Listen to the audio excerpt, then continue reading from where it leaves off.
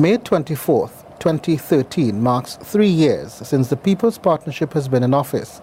We sat with the Tertiary Education and Skills Training Minister, Senator the Honourable Fazal Karim, to chat with him about his ministry's performance over the last year and a projection of what is to come. Minister, thank you for joining us. We're looking at the Tertiary Education and Skills Training Ministry. Let's first talk about the transition from before it became Tertiary Education and Skills Training and what was behind the name change. Well, when we came into office in 2010, Honorable Prime Minister, I was honored to be asked to serve as the Minister of Science, Technology and Tertiary Education. And just about 1 year ago, to be exact, on June the 22nd, we had the realignment of portfolios. And the ministry was then realigned or renamed to the Ministry of Tertiary Education and Skills Training. And I suspect one of the reasons for that is that we wanted to emphasize more on the skills training aspect. And the science and technology portfolio will also be an area of specialization. Since, as you recall, there's heavy emphasis in the world now in terms of the STEM subjects, the science, technology, engineering, and mathematics, which lends a lot to countries in terms of their own creativity, innovation, and wealth creation. So the ministry, since assuming its new name in June last year to now, has been quite busy and in fact expanding in very many areas and new areas and opportunities. We continue to be responsible for the government assistance for tuition expenses. And I want to say, as we approach our 3rd anniversary, the Honorable Prime Minister, Mrs. Kamala Prasad Bissessa, and the People's Partnership has kept the manifesto promises. And certainly for this ministry, we have completed all our promises made in the manifesto. For example, in the 120-day action plan, item number 2 of the manifesto, it states that the People's Partnership in government will secure and expand the government assistance to tuition expenses for the first time in the history of Trinidad and Tobago to include technical and vocational education and training. Currently, we have approximately 55,000 persons who access the GATE program.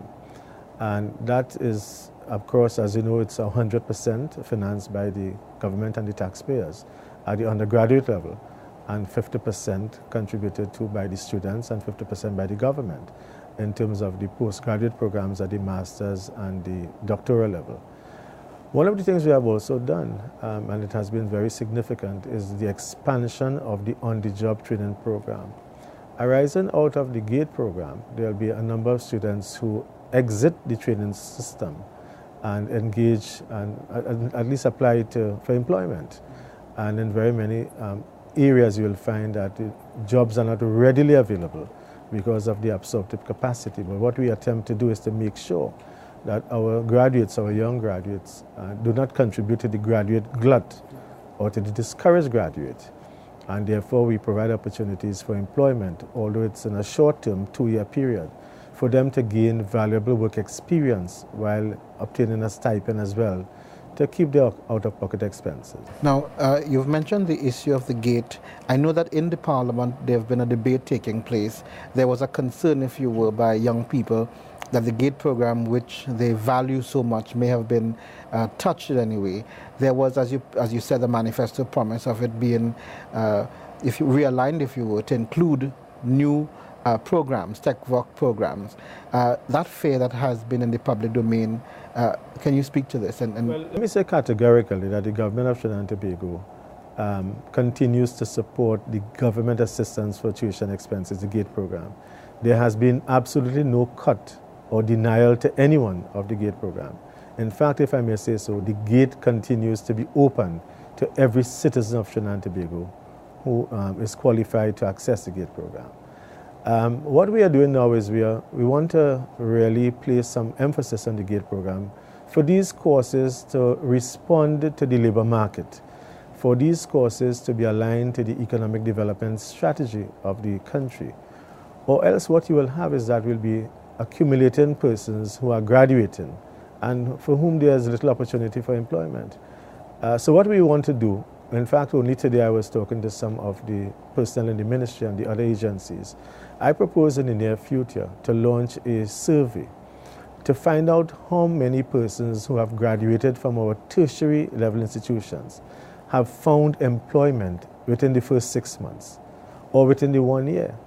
And if it is that we are noticing a trend through the trend analysis, that not very many people in a particular occupational area are not being employed, are not getting jobs, then we may want to revisit the offering of some of those subject areas to make sure that we are responsive and relevant to the labor market demands. And that segues well into my next question, because there is the constant in the public domain issues of, well, what do we need to train the society for, to respond to the job market? I know that your ministry in the past went into, for example, PTSC merging with NESC to cater for that low turnout of persons in that field. You've done the same thing with aviation, avionics, and so on. So is it that your ministry is moving towards specific shortfalls in the job market and to try to beef that up? Well, precisely because, you see, this is where we're going to create opportunities for employment. You make reference to the PTSC, NESC. And what we are saying is that module is really one of apprenticeship system, the dual system of working and learning as well within the workplace. We saw that the information, the data, and I will always maintain the 3 Ds, data-driven decision. And we have seen that the data is saying that there are also substantial vacancies in the aviation sector. Not only are there vacancies here, but when people have to fill those vacancies, they're required to leave the country to pursue programs of study outside of Trinidad and Tobago, so that foreign exchange leaves the country, as well as the dislocation of families. Importantly as well, what we noticed is that some of our students were going to a neighboring CARICOM country to pursue aviation studies, but to return to Caribbean Airlines hangar, which is FAA approved, to do the practical work. So I decided, well, since we have infrastructure on the ground, well, why don't we form a consortium of these organizations? And therefore, we have asked Caribbean Airlines, and they have agreed. So the consortium, really, the aviation school, comprises Caribbean Airlines, the Trinidad and Tobago Air Guard, the Civil Aviation Authority, the National Helicopter Services Limited, and the Metal Industries Company of Trinidad and Tobago. And all of them have come to launch the first avionics program, which is now being conducted at the Camden facilities of the National Helicopter Services Limited. This is all part, and only last week, Friday, we launched in commemoration of World Press Freedom Day, OJT Media, so that all these skills and competencies that are required to improve the effectiveness and the efficiency and the delivery of programs and programming, whether it is in terms of television studios or radio stations or the print and electronic media, we were able to have the cooperation of the Costard School of Journalism, through which the theory will be taught, and the collaboration of many studios and companies to have the practice being done. All right. Minister, I want to move to some of the institutions under your watch.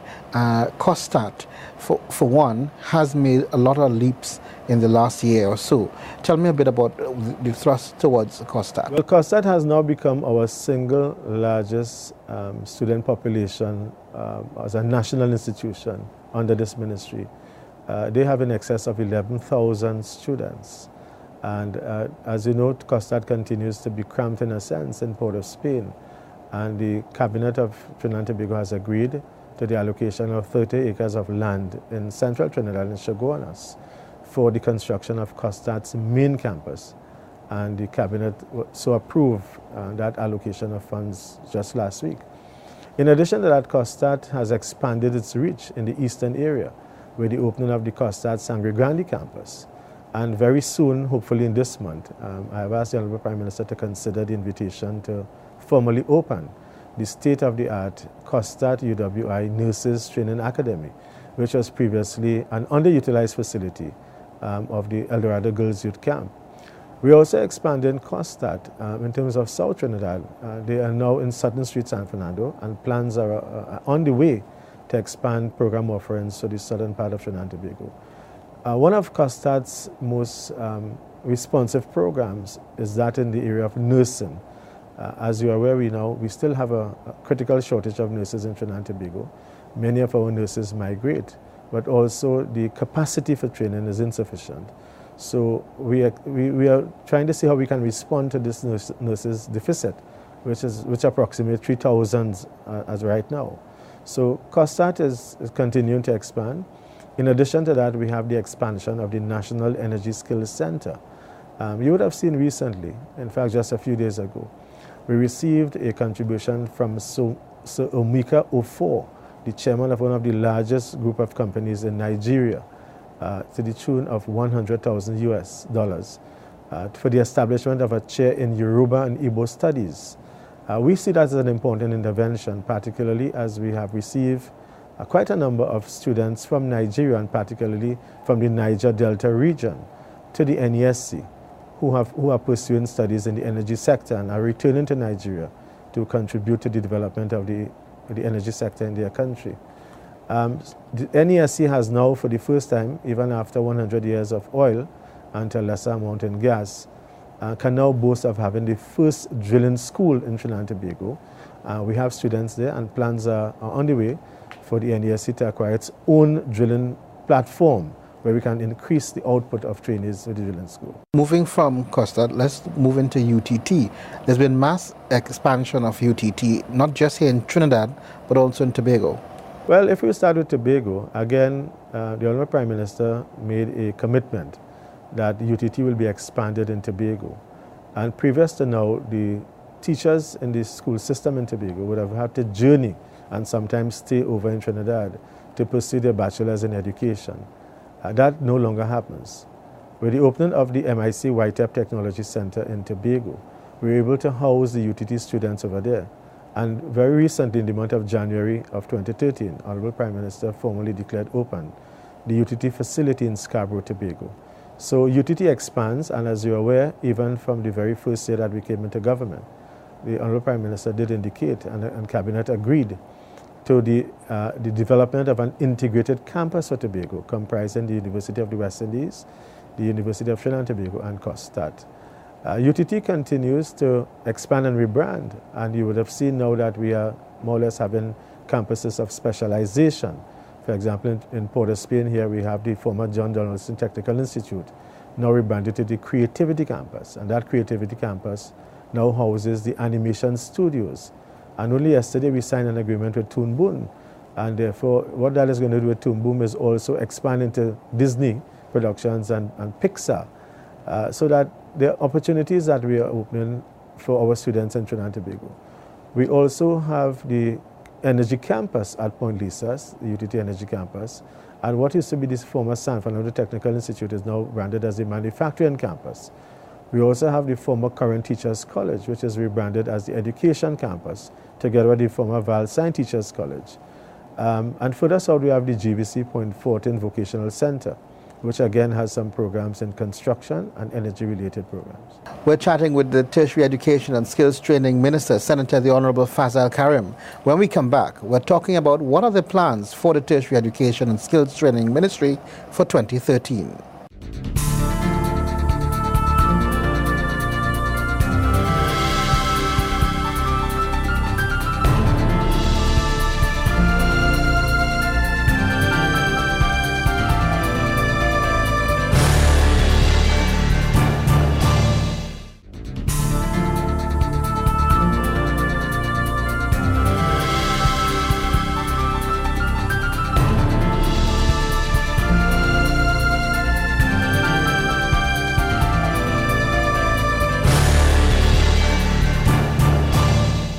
Welcome back. We're chatting with the Tertiary Education and Skills Training Minister, Fazal Karim, a senator as well, hardworking indeed. We've heard from him already of some of the projects already undertaken by his ministry. Now, Minister, one of the projects I want to ask you about is something I know you've been very involved in, and that's YTEP. You were part of YTEP for quite a while. Well, in fact, I started with YTEP from the day it was born, and for many who may not know, the predecessor to YTEP was the University of the West Indies Extramural Studies Unit, which went on to be named as the which is now the Open Campus. And before that, in the interregnum period, was called the School of Continuing Studies. And that started in 1987 and continued into 1988 when it was funded by a World Bank loan of $10 million US. And I started in 1988 as a tutor and then went on to become a technical supervisor. I was also center manager of one of these schools and ultimately became the chief executive officer of YTEP. I'm very proud of the accomplishments of YTEP. My next question takes me to the Workforce Assessment Center. If I understand clearly, to take into consideration persons who have a skill, possess a skill, but are not qualified in it. How does this work and what's the driving force behind? Well, the Workforce Assessment Centers, they're really predicated on what is called prior learning assessment and recognition. In some countries called accreditation of prior learning, and in some other countries are simply called prior learning assessment. But what has happened here is that we recognize in our society that there are many persons who have skills and competencies but are not credentialed, they're not certified. And really, if we have to move our people from low skill and low wage to high skill and high wage, one of the ways in which we will accomplish that is by certifying the uncertified. What the Workforce Assessment Centers does, and we have some of them at the NESC and the MIC and YTEP, and coordinated by the National Training Agency. In fact, to date we would have certified over 2,500 persons who would have never been certified if we did not have this concept of the Workforce Assessment Centers. At this time we want to look at one of my favorite programs, the Job and Career Coach. I was at the launch of that event, and I must tell you that it's been well received by a number of young people as well. What motivated your ministry to go into that direction? Well, one of the reasons why I decided to go with the Jobs and Career Coach is because for many years as a teacher we'd have career guidance seminars, but many of those are located within schools and institutions and so on, or even malls. But it would not have been able to reach the very far remote areas of Trinidad and Tobago. And the concept of the Jobs and Career Coach really is a mobile facility, state-of-the-art, equipped with computers, all the programs you can find that you want to do.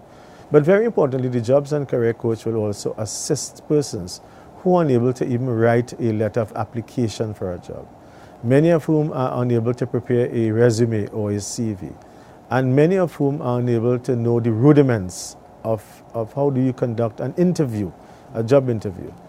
So we have trained counselors on these Jobs and Career Coach. We have two of them. The two Jobs and Career Coaches were built in China, outfitted in Trinidad and Tobago. We're chatting with the Tertiary Education and Skills Training Minister, Senator the Honorable Fazal Karim. When we come back, we're talking about what are the plans for the Tertiary Education and Skills Training Ministry for 2013.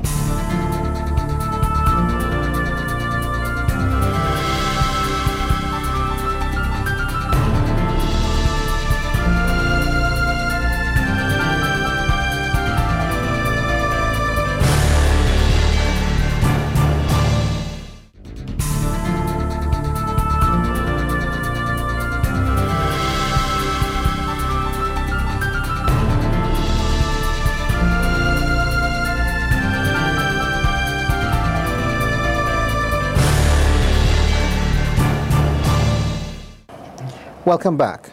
To 3 years serving the people, the People's Partnership Government marks some 3 years in office. We're chatting with the Tertiary Education and Skills Training Minister, Senator the Honorable Fazal Karim.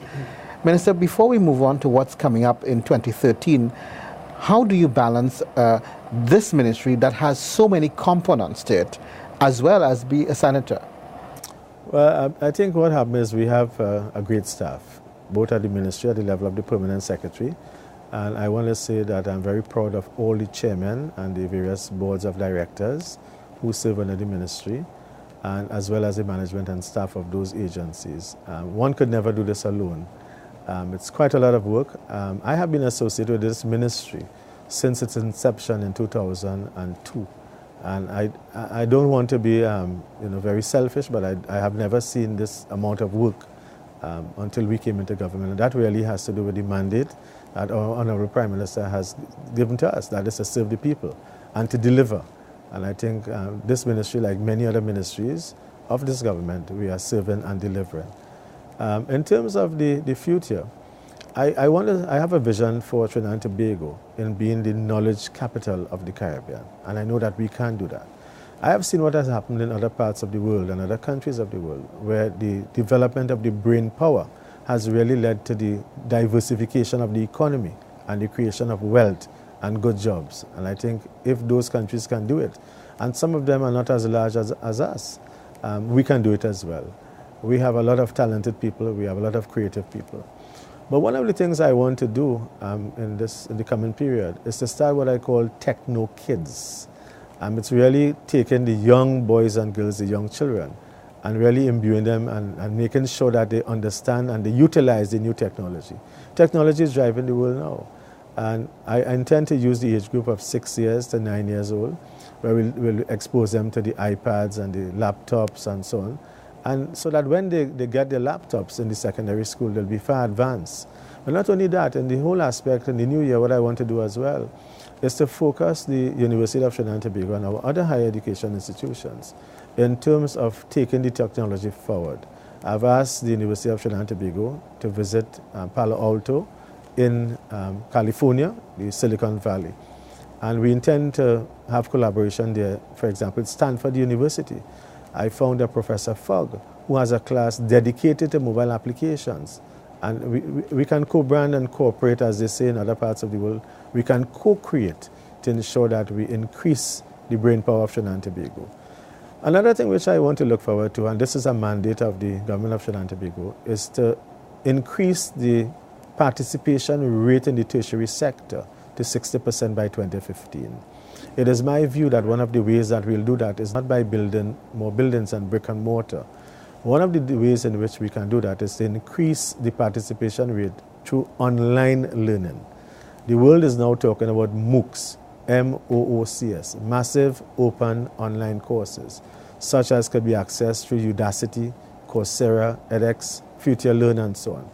And I have mandated the institutions under this ministry that by the end of this year, they should each come up with at least one free online course to the persons of Trinidad and Tobago. So those are some of the initiatives that I'm looking at. Minister, the Prime Minister has always maintained that education is the passport out of poverty. It speaks to the government's policy document, which was its manifesto in 2010, one of the 7 interconnected pillars of sustainable development.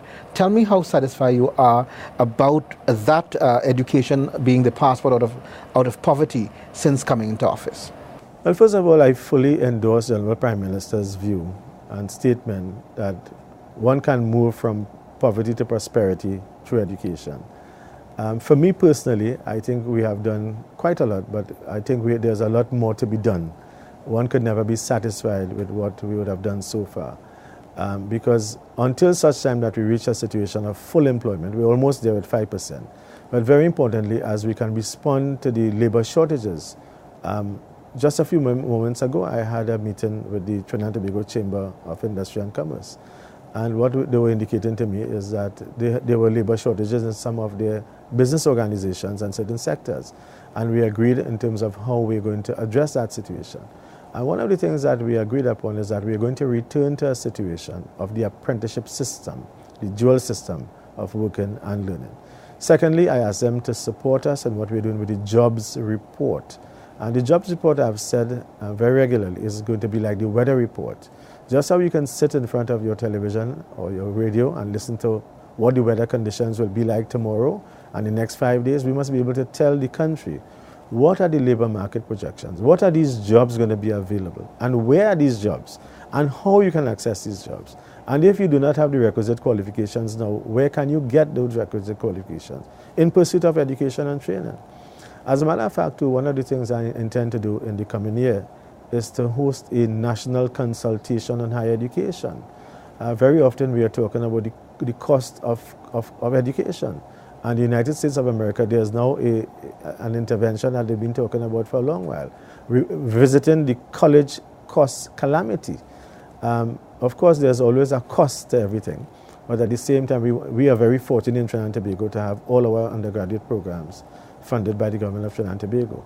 So what can we do in terms of providing access and opportunity? I think we are well on the way to that.